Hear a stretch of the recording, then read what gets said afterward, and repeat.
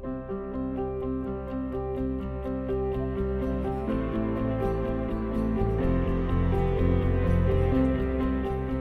three-time governor of New York, George Pataki. It still kind of blows my mind, George Pataki. A three-term Republican governor in a state that is, shall I say, slightly Democratic. Welcome, sir. George Pataki. George Pataki. 2016 Republican presidential candidate, George Pataki.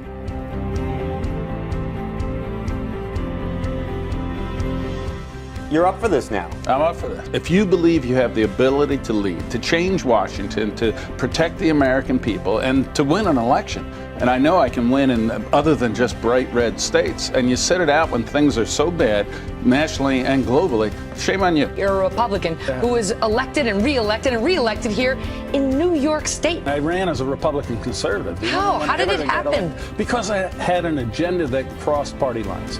One of the things I love about Iowa, New Hampshire, South Carolina, they're smaller states, so a lot of the politics is retail. You sit down like this, and people can ask you directly what they want to hear from you, and they can tell you their opinions. And I think that is the best type of campaign. You're going to have to stand out from that crowd. The record I have in reducing the size of government, lowering the tax burden, empowering people with opportunity, stands in stark contrast to people who talk about it. And I know I could do it in Washington if I choose to run.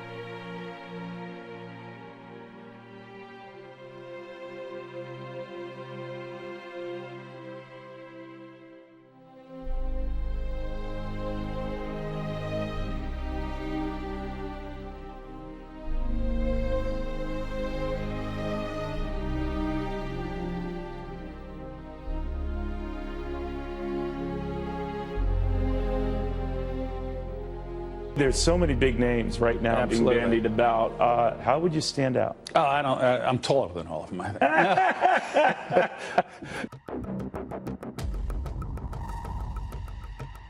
But I think it is absurd in the 21st century. We're talking about things like measles vaccines and evolution instead of things like going after ISIS before they can attack us here. ISIS has territory they control, hundreds of millions of dollars. They just hacked the Central Command social network. They're recruiting on the internet, and yet we slowly over time degrade them. That's not good enough. We have to destroy ISIS. It's not a condemnation of Islam. It's a condemnation of the radical jihadist Islamites who are committed to destroying Western civilization and attacking the United States. You know, Gretchen, I was governor on September 11th.